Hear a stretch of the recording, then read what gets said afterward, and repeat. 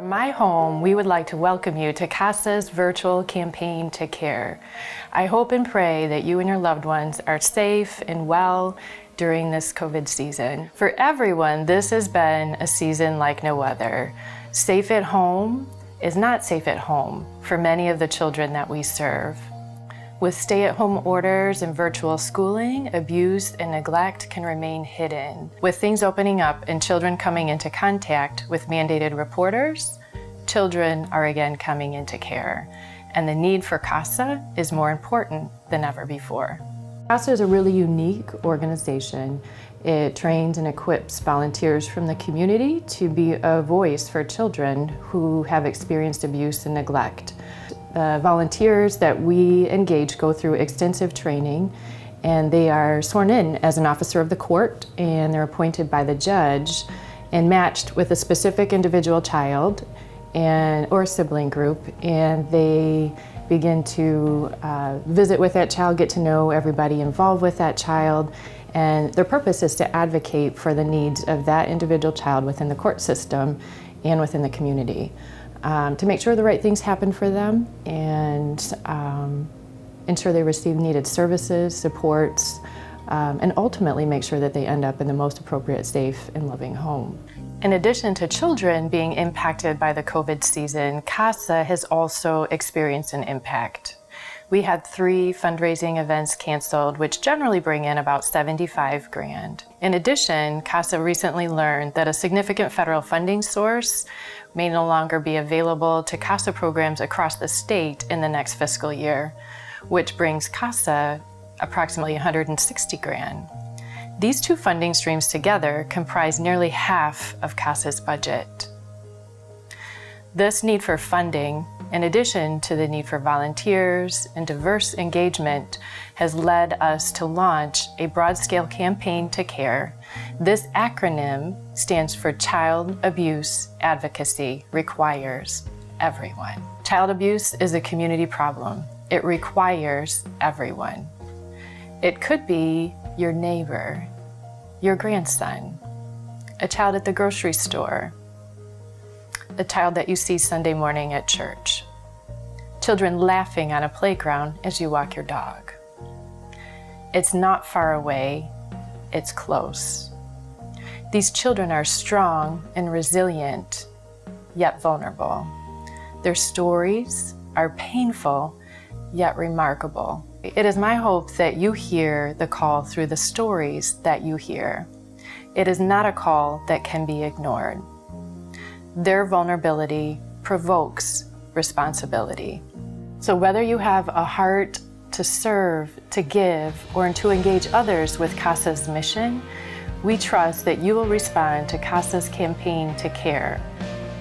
Because you care, we are able to impact outcomes for children who have experienced abuse and neglect.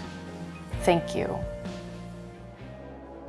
Without the sports in my life, probably would be in jail, dead, or on the streets. The hand I was dealt wasn't the best, but after some time, with some support and a good system of a safety net, CASA especially, I was able to make sure I was on the right track, stayed on the right track.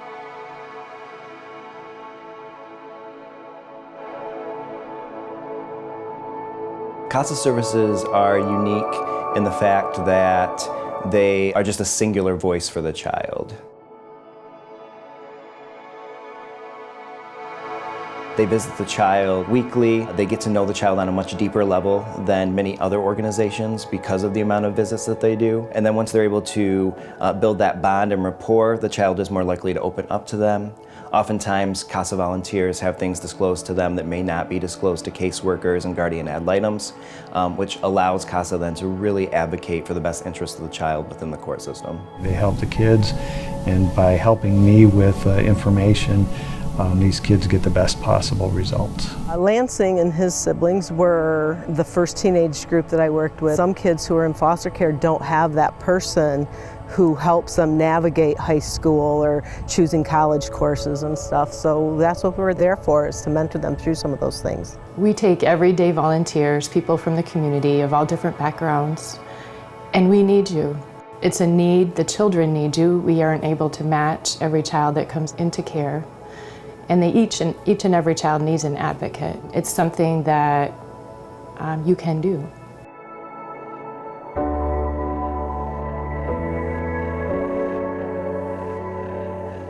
When we say the system, it's such an adult world.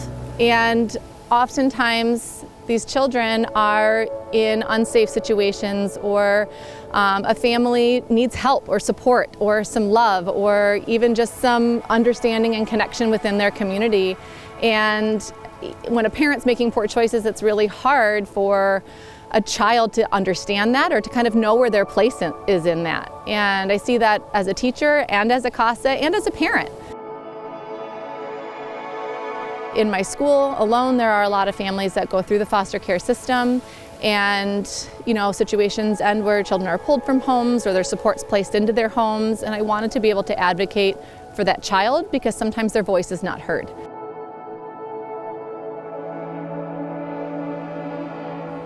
I think CASA has this really amazing way of finding really good matches between supportive adults and children, and putting supportive adults in the homes of the most neediest children in the child welfare system. It's a service that is meant to not look at anything other than what is in the child's best interest.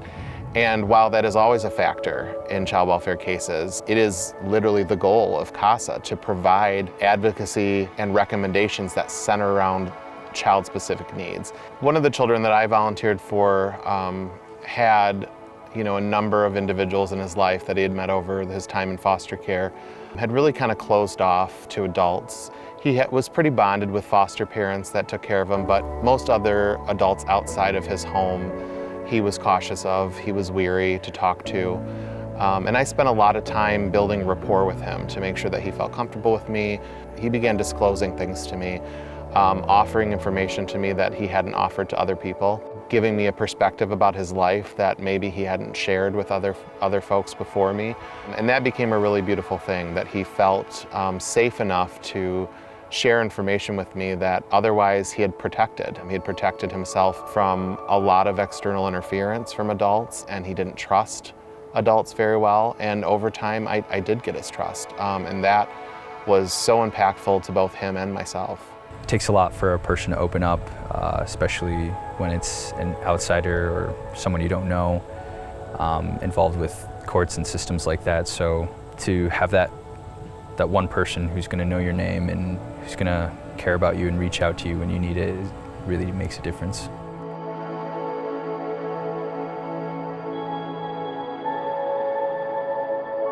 I've been involved with CASA, the CASA program, prior to becoming a judge, and found the program to be extremely beneficial for kids going through the system.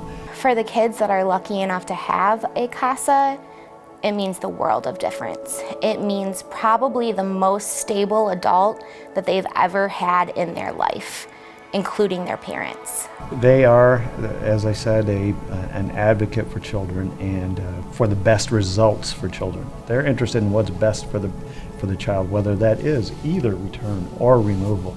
If the child is returned to a parent, then they're part of that monitoring to make sure that that child is back in a home with a parent that is providing adequately for them and safety for them. Children in the system who had or have a CASA worker, their lives have been changed. They've come out ahead and come out more confident, stronger, and resilient. Kids don't come into the system because their home life is great. They come into the system because their home life is inconsistent, it's troubled, there's tension, there's trauma. So to have an adult that they can come to realize loves them, cares about them, is going to show up for them every week, that could be the first bond that they have with an adult that they can actually count on. And that's everything to a kid. I think one of the big benefits, what we see, is that the CASA workers, the advocates, because they go out weekly, they end up building a relationship, a strong bond with the children. It's a trusting relationship. And most often, those are the most consistent people in that child's life.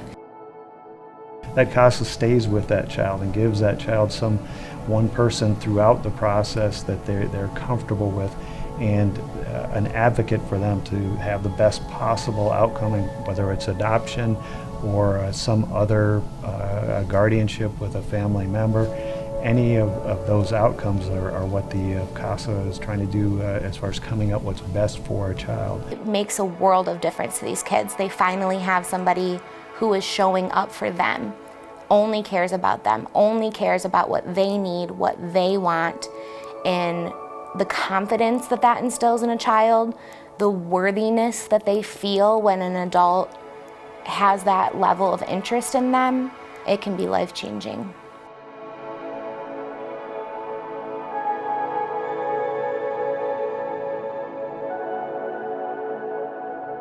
The child that I volunteered with had such an impact on my life that I felt like I had the capacity and ability to do more than what I was doing, and really felt called to become a foster parent. So that's where we are today, and it's a beautiful thing, and I don't know that I would have gotten here without CASA. You know, you don't have to have 40 hours a week into a volunteer position. This can be something that you do and you work with slowly over time to help build, and that we are really investing in our own community by helping to provide this advocacy and this support for our kids and families. They're the future of our community. So if we don't build to make that better, you know, then where's our community going to be in 5 years, 10 years, 20 years?